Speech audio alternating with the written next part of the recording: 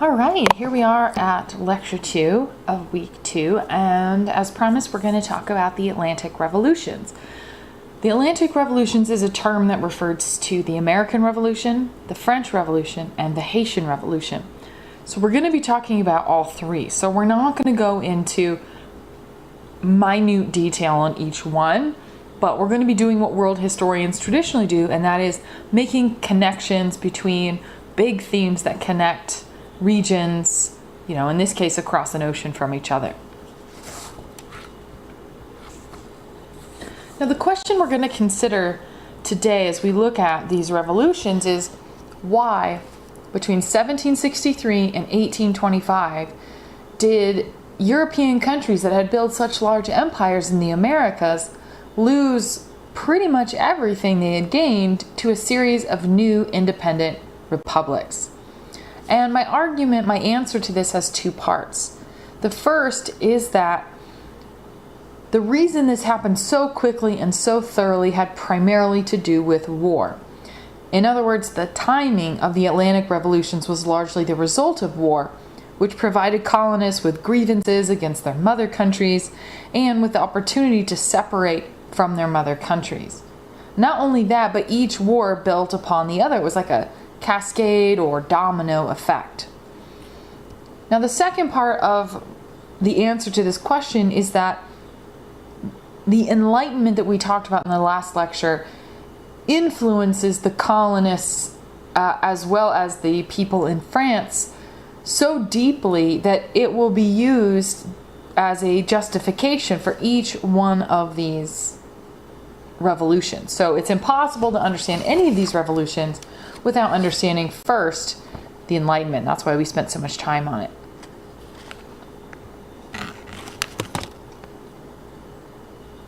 Now, by the 1700s, Britain and France had joined Spain and Portugal in colonizing the Americas, as I'm sure many of you know.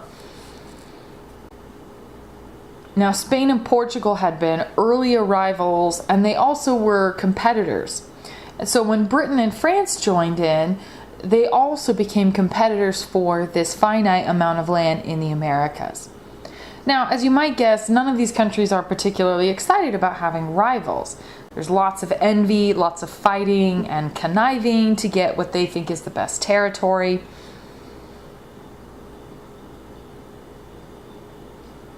This really shouldn't come as a surprise if you know much about European history, because back home in Europe, all these countries are butting heads and competing and have been competing with each other over centuries. And everybody wants a piece of this pie. The British and the French have seen how much gold the Spanish are bringing back and silver, and they want that too. Now, they don't find that in North America, but they will find other things to make money off of. By the 1700s, there are many centuries of war between these Western European nations, some very bitter rivalries between them. And then in the 18th century, improvements in ship design made it easier than ever for regular communications to occur across the Atlantic between the mother country and the colonial possession. And one of the things that means is that the beginning of the 1700s, the colonies increasingly became directly involved in wars back in Europe. A lot of times they're going to have to send money, resources, food, even sometimes soldiers. So in other words, by the 1700s, any wars that occurred in Europe also would occur in the Americas, and vice versa.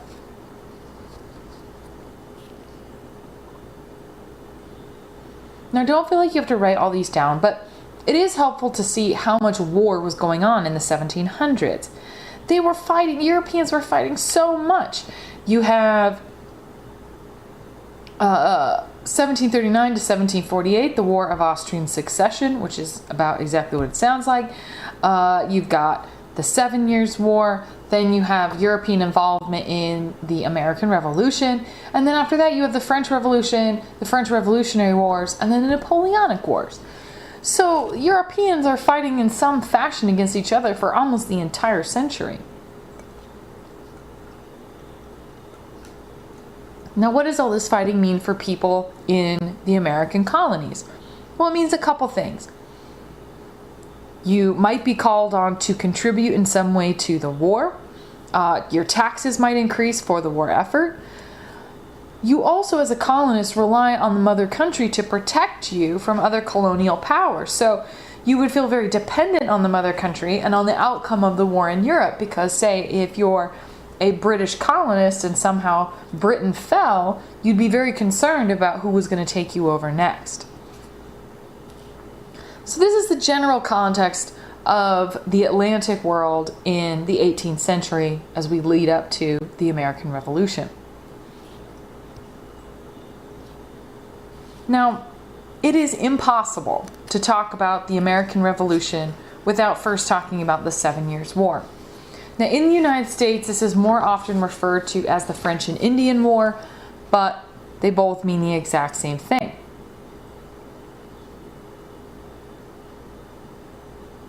Now, the 7 Years' War is, as I said, dramatically important. Without the 7 Years' War, you probably don't have the American Revolution. Without the American Revolution, there's no French Revolution. And without the French Revolution, there's no Haitian Revolution. So all these things are connected. Now, the war started as skirmishes between American and French traders and settlers in the Ohio Valley, which you can kind of see on the map there. Though there were only about 75,000 French settlers in North America total, as compared to several million British settlers, the French had established forts and trading posts along the St. Lawrence River, through the Great Lakes, and down the Mississippi, and they hoped to unite their Canadian empire through a chain of forts with areas as far south as New Orleans. Any British colonial efforts to move west into the Ohio Valley was seen as an attempt to disrupt that, as seen as an incursion on New France.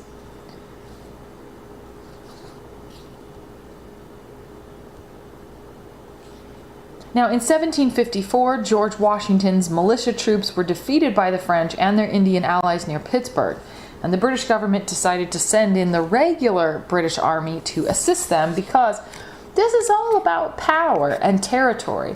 The British want to be able to expand west. The French don't want them to be able to do that. In 1756, the British declared formal war against France, and the conflict turned into a European war and a war that was fought in North America. Now, initially the war went very badly for the British, but eventually they prevailed by providing a huge amount of money and resources to get the job done. And the payoff was pretty spectacular. In 1759, British forces conquered Quebec.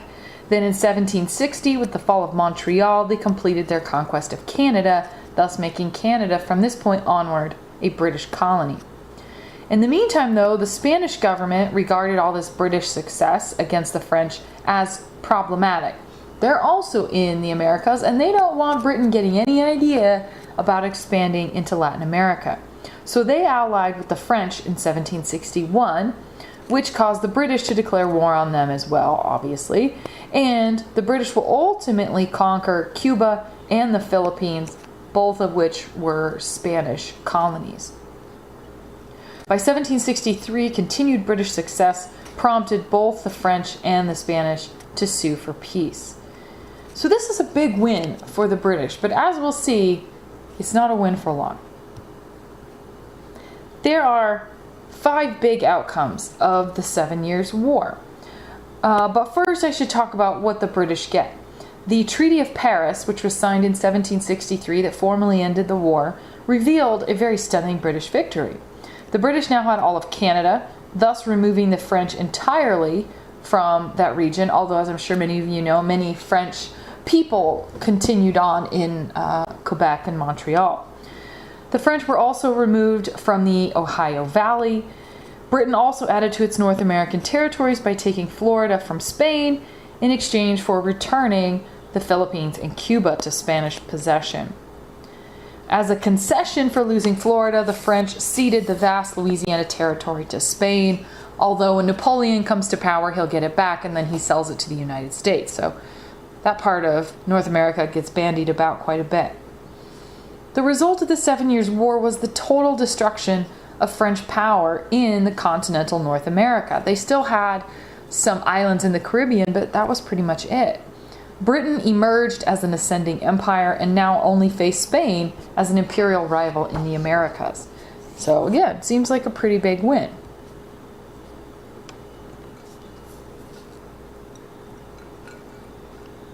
Now, the first big outcome of the 7 Years' War is, first of all, that France is mad. They are fit to be tied. They're so bitter about how much Britain has cost them.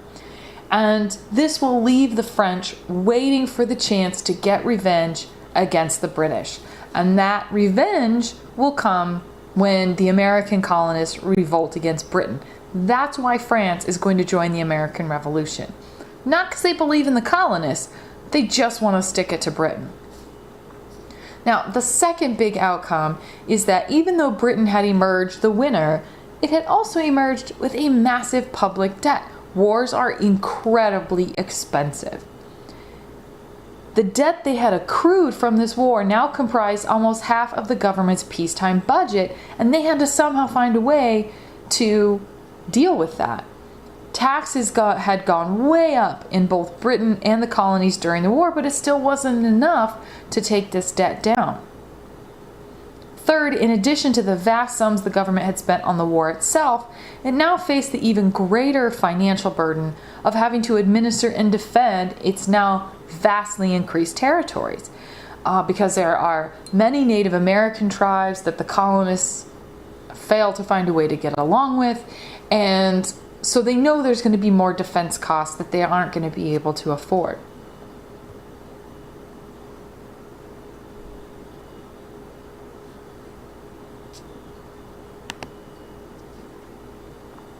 Fourth, now that the French were out of the way on the western frontier of the American colonies, there was no one, well, I shouldn't say that. There was no one in the eyes of the British settlers to stand in their way of westward expansion. And there was no one to stand between the Native American population and the British colonists.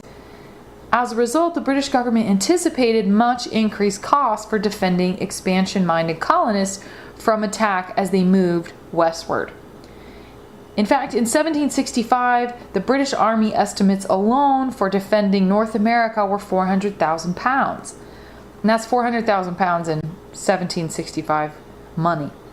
Given that total tax revenues from the North American colonies were only £80,000 a year, it is small wonder that in the immediate post-war environment, the British government knew that it had to find some way to boost revenues from the colonies to pay for the colonies. And this is something that I think a lot of times in American history we overlook, is that the British came out of this war seeing themselves as having defended the colonists, and now they need the colonists to help pay back the war. The colonists see it very differently, and that leads to point number 5, that from the colonists' point of view, the 7 Years' War had eliminated the French threat, which meant they now felt like, we don't really need the British like we did before. We don't need them to come to our aid. They don't really see it as their responsibility to help pay for the war that had just been fought.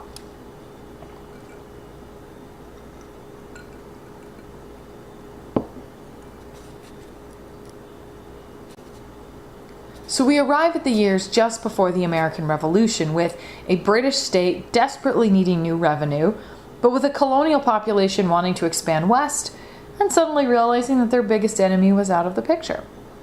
In the mid-18th century, no one thought that North America would become the center of revolution.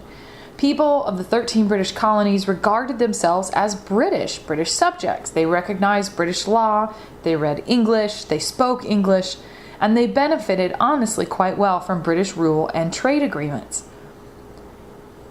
But these factors will all combine with the succession of a new king in 1760, George III, who's pictured here, also more commonly known as Mad King George. And with an almost unbelievable series of mismanaged steps by King George III and his government, they will end up provoking a war of independence few people on either side of the Atlantic could have imagined in 1763. This actually does move fairly quickly. It's not that the British colonists in the Americas didn't still look to Britain as their main source of identity. They did.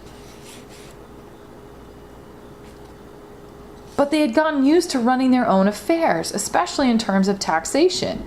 Through their own elected assemblies, And except for military protection and the need to fight wars, they were pretty much left to run their own internal affairs. The British government hadn't really taken a heavy hand with the colonists before this. So when the British government suddenly decided to demand that the colonies pay their fair share of the 7 Years' War debt, and they began to interfere in internal politics, the colonists got really upset because this was a huge shift in the status quo.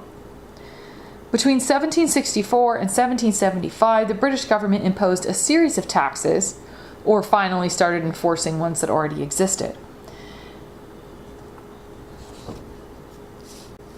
Now, these new taxes, as I'm sure you all know, proved very unpopular. Several are now very famous. There's the Sugar Act in 1764, which was a tax on molasses, which was used in cooking, but also, more important for the time period, it was very important to rum. And this is a period where people don't drink water. So what you're largely drinking is beer, to a lesser extent wine. In the Americas, not really a common beverage for the masses.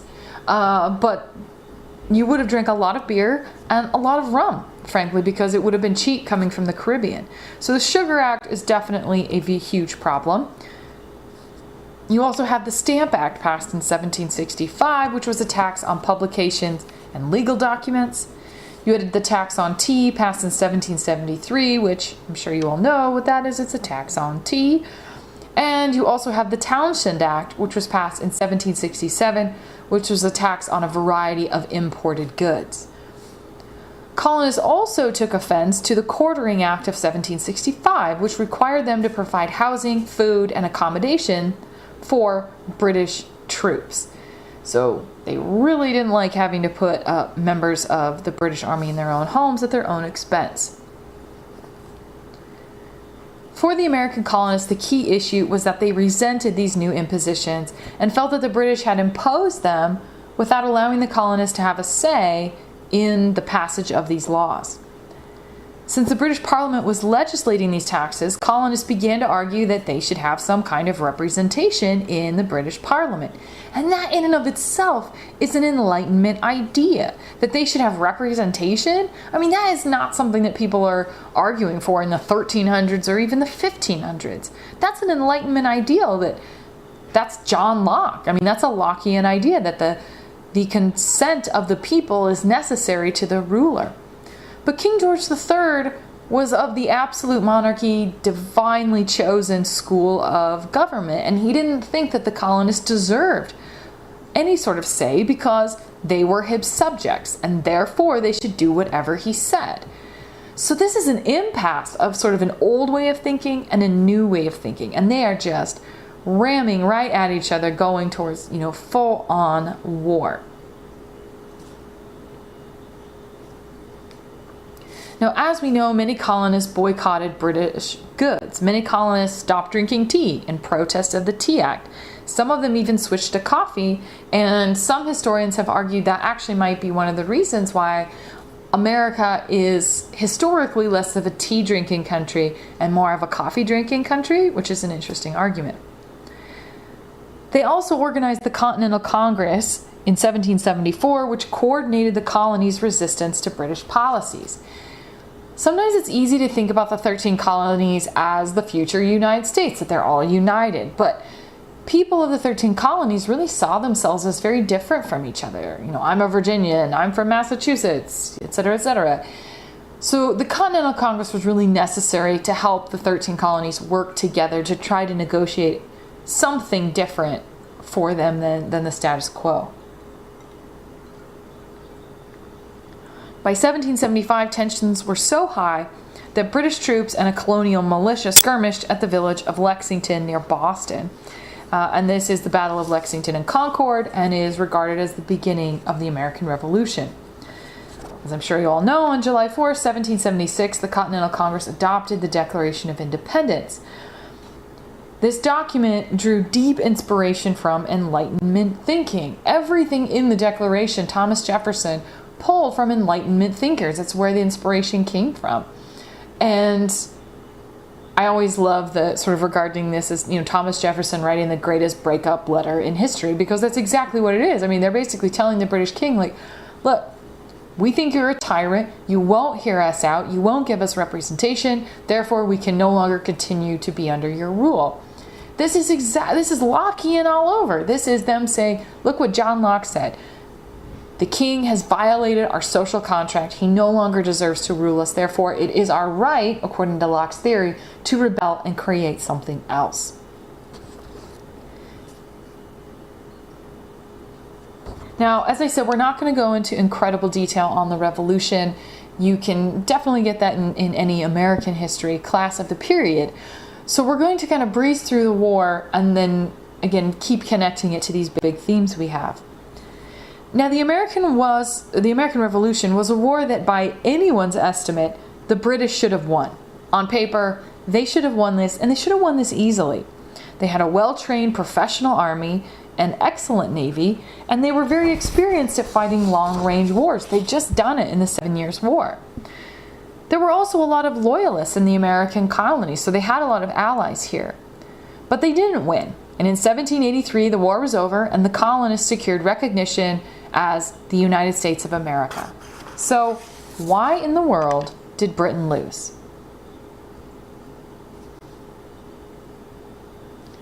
First, and the biggest, most important reason is France. France gets that revenge. The American colonists send Benjamin Franklin over to France to convince Louis XVI that this is a cause worth investing in. It takes him a while to convince Louis, but he eventually does. Louis sends money, he sends troops, he sends commanders. This is invaluable. There is no way that America happens without the French. Absolutely no way. Absolutely. In 1788, France makes the choice, allies with the colonists, and in 1779, Spain does the same thing. Because remember, Spain also lost a lot to the British in the 7 Years' War. So this is, again, another enemy of my enemy situation is my friend. And between the two of them, they lend enough support between soldiers and money that it absolutely allows for the colonists to keep on fighting and ultimately to win.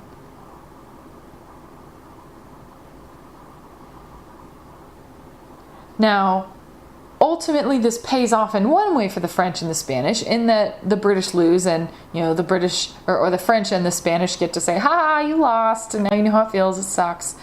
The Spanish and the French are not into this because they support the colonists for what they're trying to do, or they're really interested in these new Enlightenment democratic ideas. They just want to stick it to the British.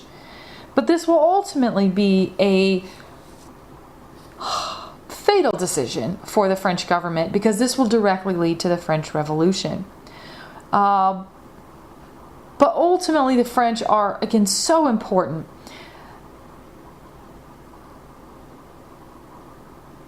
The French were critical players in forcing the British to surrender at Yorktown, Virginia in October of 1781. They're so integral in everything they do. I just can't stress that enough. But again, it's so important to realize what a massive role France had in playing in America's creation.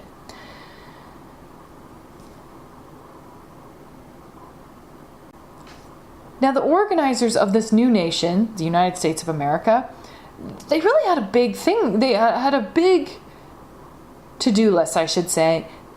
The United States was an experiment. This was something no one had ever tried before, to build a nation off the Enlightenment principles as a democracy. Now, yes, Greece had some democracies. Athens was a democracy in the ancient world, but not like this. This is truly a new form of government, and this thing could have gone sideways so fast. This thing could have been ruined in a couple of decades. And so the founding fathers really tried to establish some core documents based on the Enlightenment philosophers to ensure that this experiment endures. In 1787, the Constitutional Convention drafted the Constitution of the United States, which emphasized, especially in the Bill of Rights, the first 10 amendments, the rights of the individual. In no other document before this was the rights of individual humans so guaranteed, and that's Enlightenment at work. The right to freedom of speech, freedom of the press, freedom of association. These are all things that monarchies had never guaranteed, and they would persecute people for these at will. So this is, again, very Enlightenment at work. American leaders based the federal government on popular sovereignty. So that social contract theory, that the will of the people is what's important here. And the Founding Fathers agreed to guarantee individual liberties, as I said, particularly in the Bill of Rights. Now, full political and social rights at this point were accorded only to men who owned property. Men who don't own property get more rights in the early 19th century. Women, slaves, indigenous peoples, people of color will not be accorded these rights until the 20th century. But over the long term, these disenfranchised groups, like I said, women, African Americans, Asian Americans, etc., will use the language of the Enlightenment, the Constitution, the Declaration of Independence, all being Enlightenment documents, and they will use them to say, look, you said all of us are created equal, therefore we should be treated as such. So again, the United States in and of itself is an Enlightenment era experiment. I mean, that's absolutely phenomenal to me in American history.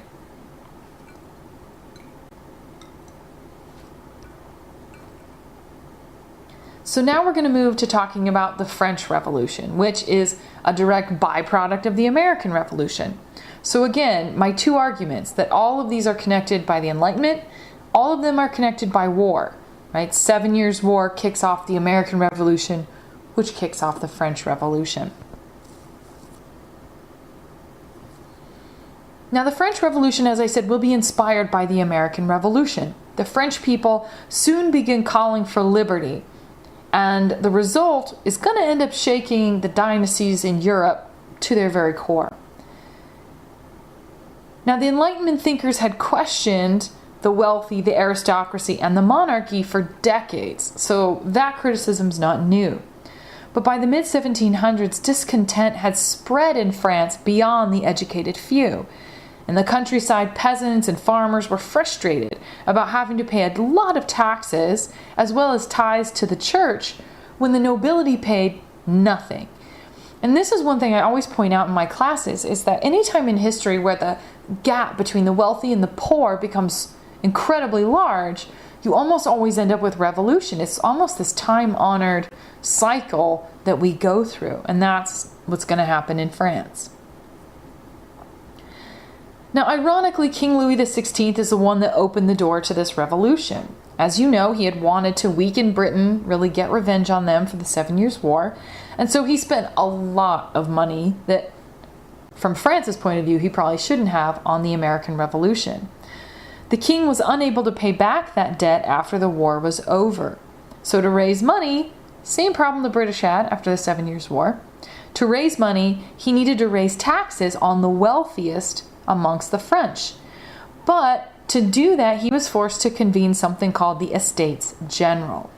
Now, the Estates General was a medieval advisory board that had not met for over 100 years. But he couldn't pass taxes on the wealthy without getting them to agree to it. He didn't have to get that kind of agreement from everybody else. So the wealthy, very privileged in France at this point. So when Louis calls the Estates General to a meeting in 1789, many representatives of what's called the Third Estate, that's the common people, all the rest of us, right, not the wealthy, they had far more in mind than resolving the economic crisis. They argued, no, it is not fair that the common people pay a higher proportion of taxes than the wealthy. We need to fix that. So they came to this meeting with a lot of issues they wanted sorted. And Louis and the First Estate, made up of the wealthy, refused to hear them for a long time, refused to agree to any of this. And what's going to happen is they hit a stalemate, and the revolution will quickly follow that.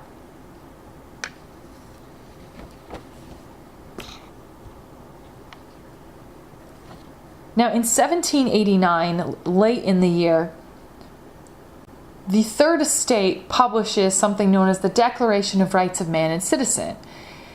And this is very much built off of Enlightenment thinking as well as the Declaration of Independence. And in this, it guarantees all citizens of France inviolable liberties and gave all men equality under the law. So again, very Enlightenment. We're all equal here. It also proclaimed that the principle of all sovereignty rests essentially with the nation. So that's very John Locke as well, that the consent of the governed is necessary for a ruler. You cannot just rule with an iron fist if you're not doing right by your people. So again, another connection to the Enlightenment. And in your readings for this week, you're going to read the Declaration of the Rights of Women, because a group of French women noted that, hey, we are kind of left out of this. And so they write a very similar document, but that's also guaranteeing that women should have access to this equality as well. Now, as the revolution got underway in 1789, as I said, many women in France were very much inspired by this as well. After all, they felt themselves to be part of the nation too. And many French women felt like this revolution would be truly revolutionary in that it would allow women to have more of a real role in the society they were in. In 1791, a group of French women demanded the right to bear arms to defend the revolution, and some women absolutely did physically fight in the revolution. In their view, women would become citizens of the nation by participating.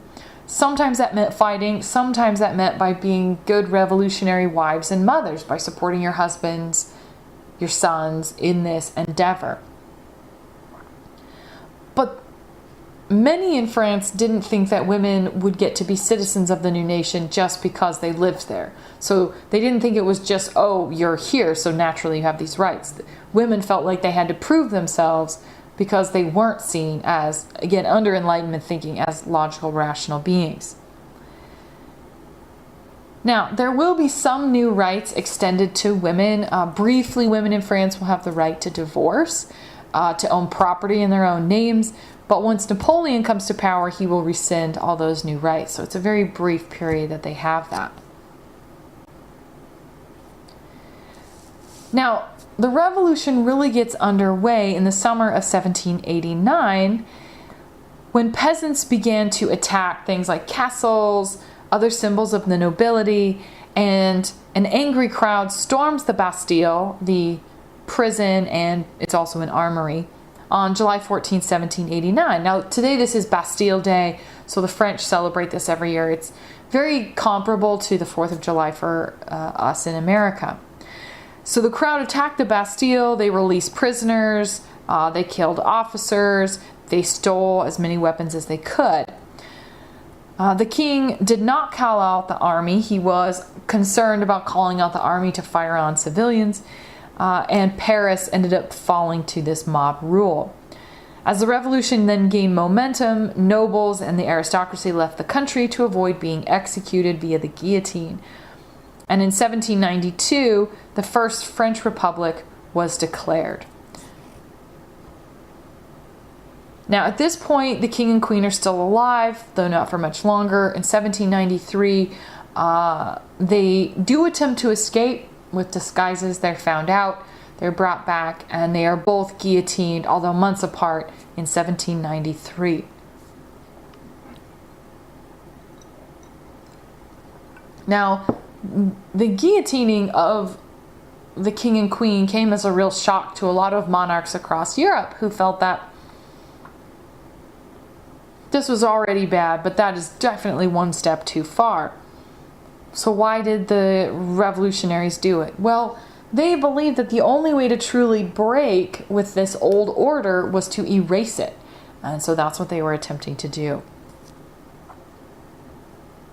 Now, into this hot mess of a situation, the French Revolution was not over just because the king and queen were dead. It continues on. You have the Reign of Terror, where just all sorts of people are being murdered by the guillotine, whether they were working against the revolution or not. Now, French society prior to the revolution had been based on birth, so who your parents were, money, all that. And that meant that in French society prior to the revolution, it was difficult to rise in that system. But one person that will benefit from the revolution and allow him to rise is Napoleon Bonaparte. Now, Napoleon had studied at French military schools. He was an officer in the army of King Louis XVI. He was a brilliant military leader, even at a very young age. And he was also a fervent supporter of the revolution. He was able to fight in the Revolutionary Army. He drives the Austrian army from northern Italy, and then they establish French power there. So he does very, very well. In 1798, he even invades Egypt. This campaign ended in French defeat, but it demonstrated the lengths he was willing to go to and his ambition. He was a very ambitious man, not just militarily, but also politically. And he, in 1799, joined something called the Directory, which was the governing body of France at the time, which was made up of several members. So he joins the Directory. At this point, Austria, Russia, and Britain had formed an alliance to attack France, end the revolution, and try to restore the monarchy. And so what Napoleon does in response to that threat is he overthrows the rest of the members of the Directory. He writes a new constitution and names himself first consul, basically making himself in charge. Then in 1802, he says, no, I'm consul for life. And then in 1804, he says, nah, I'm emperor. That sounds way better. Now, this is not in keeping with the ideas of the Enlightenment or the Revolution. That is not the point. But what it shows us is that the ideas of the Enlightenment were carried out to an extent, but that what happens is that Napoleon was able to use those ideas against the very revolution. So, quite a different result than what we saw with the American Revolution. Now, under Napoleon's reign, he did bring political stability to a country that had been torn apart by revolution and war. While he did approve of the Enlightenment ideals of equality, he wasn't really a champion of intellectual freedom or representative government. I mean, this is an absolute ruler. He is tyrannical. He establishes secret police. He also censors the newspapers. That's definitely not keeping in line with Enlightenment ideas. He ignored elected officials and created his own dynasty that set his family above everyone else. And this is, again, a primary example of how the revolution broke down in France. Now, Napoleon would take his show on the road. He extended his power through Europe. He conquered Spain and Portugal, Italy. He occupied the Netherlands, inflicted embarrassing defeats on Austria and Prussia. He sent his brothers and other relatives to rule these conquered territories, and again setting up that dynasty. And you can see on the map here just the kind of damage that Napoleon does throughout Europe.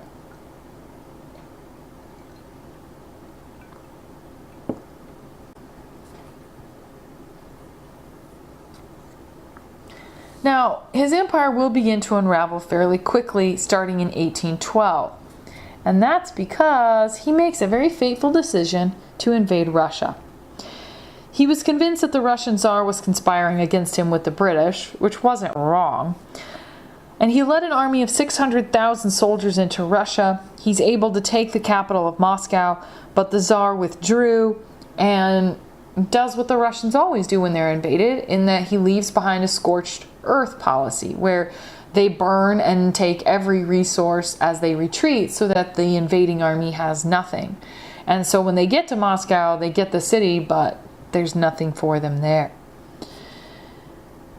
This was very brilliant on the Tsar's part. Napoleon was forced to retreat, but the bitter Russian winter decimated his army as they tried to get back to France. And out of the 600,000 French soldiers that went into Russia, only 30,000 returned to France. This destroys Napoleon's army. I mean, from here on out, it's just sort of a sad decline of what he tried to accomplish.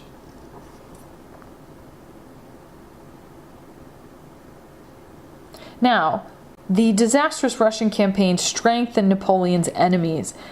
They formed an alliance of Austria, Britain, Prussia, and Russia, which all got together and converged on France and to force Napoleon to abdicate his position in April of 1814. Now the victors restored the monarchy, exiled Napoleon to the island of Elba in the Mediterranean. But in March 1815 he escaped, returned to France, and ruled for 100 days. He was greeted as a hero when he came back to France. The French people were very excited to see him. So he gets 100 days of kind of a re-up here until the British army finally defeats him at the Battle of Waterloo in Belgium. This time he was banished to an even more isolated island of St. Helena in the South Atlantic, which is where he died of natural causes in 1821.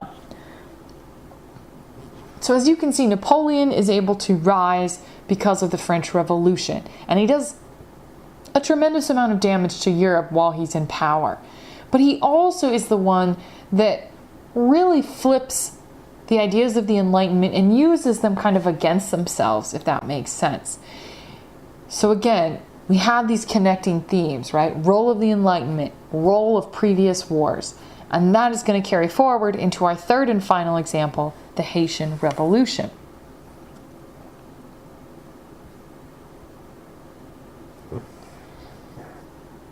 Now, Haiti at the time was known as Saint-Domingue, and it was a French colony. And it was one of the very few colonies in North America that the French had left after they lost the 7 Years' War. Now, the French shared the island. Saint-Domingue, or what is now Haiti, was French, and then the other half of the island, what is now the Dominican Republic, was controlled by Spain. Now, as it shouldn't surprise you after last week's lecture, Saint-Domingue was a society based on slavery. It was all about sugar production. And like other slave-based societies in the Caribbean, it was ruled by a white minority, in this case the French, who made up about 40,000 of the population. And they were vastly outnumbered by the black and mixed race population of the island. In Saint-Domingue, the population included 30,000 free blacks, as well as about 500,000 slaves. Now, revolutionary ideas and Enlightenment thinking began to filter to the island beginning with the American Revolution. Because France had allied with the emerging United States, the French governors of Saint-Domingue had sent about 800 free blacks to assist the American colonists in their fight against the British. Now, these men came back to Saint-Domingue with big ideas about freedom, equality, and reform that they had been exposed to in the Americas. Now, these ideas did not appeal to the white French settlers, who did not want people of color to be equal to themselves. They didn't want the slave system to end. They didn't want slaves hearing about these ideas, so they try to hush up these Enlightenment ideas. But when the French Revolution broke out in 1789, these white settlers began to get really interested in the Enlightenment ideals of freedom for themselves, not for the slaves and the free black population, just for themselves. In their opinion, self-government was only something that should be applied to the white population on Saint-Domingue, and this, unsurprisingly, will lead them into conflict with the free black and slave population of Saint-Domingue. This will ultimately erupt into an outright civil war beginning in 1791. Now, the Civil War was complicated by a major slave revolt that began the same year, in which slaves began revolting against their masters, killing white settlers as they kind of moved through the island. The situation the entire year of 1791 was a big mess because everybody's fighting each other. This is, again, incredibly bloody. And in 1792, the year that the French Republic is declared, the new French government sends French troops to Haiti to try to quiet the situation, because the new French Republic, not interested in giving this newfound equality and freedom to the black population, they want Haiti, they want Saint-Domingue because it's lucrative and they need money.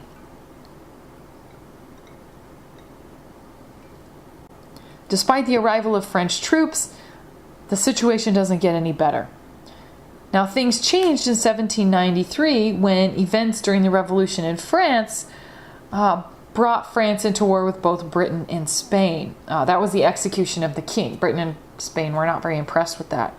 And when that happened, the leaders of the slave rebellion, led by a former slave named Toussaint Louverture, sorry, my French is pretty abysmal, the slave rebellion began to get direct assistance from the Spanish, who were, again, just on the other side of the island. So once again, the influence of other European nations definitely is impactful in the outcome of these revolutions.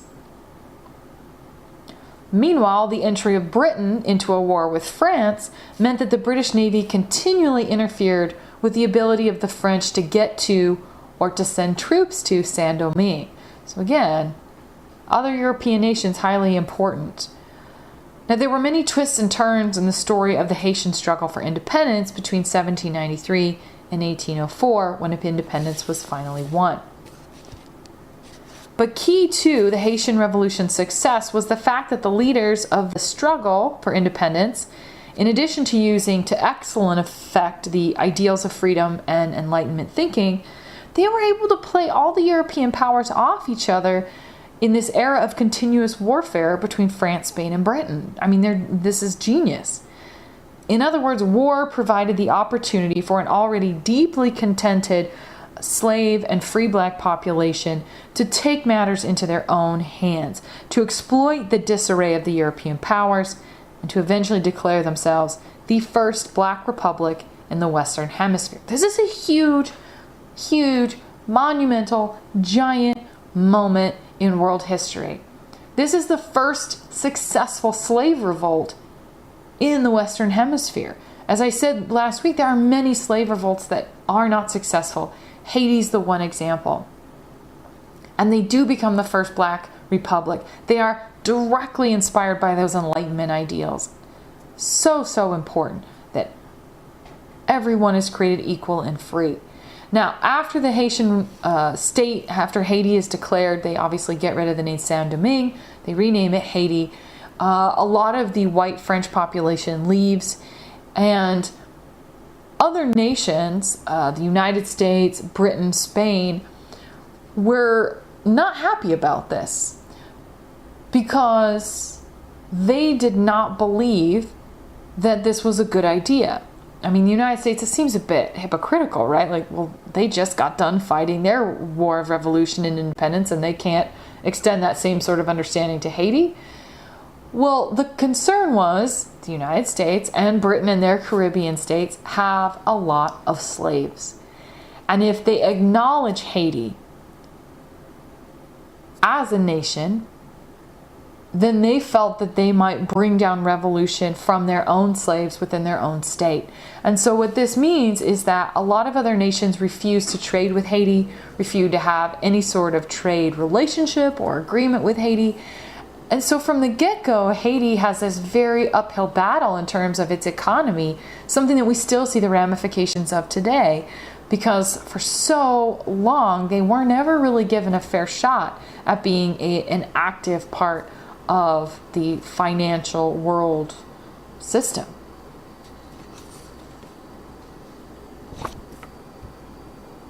So some conclusions to bring you back to those original arguments that tie this together. Europe lost all these colonies because of war. The colonists have grievances with the mother country. War also opens the opportunity for further revolution. I mean, the Haitian Revolution completely took advantage of the fact that France was distracted fighting its own revolution. Right? The French Revolution comes out of the American Revolution. American Revolution comes out of the 7 Years' War. And the second one, I know I'm beating a dead horse by this point, but that's because it's so important. The Enlightenment provides justification, the justifying ideology for all of these revolutions. They are all deeply indebted to the Enlightenment philosophers, and John Locke in particular.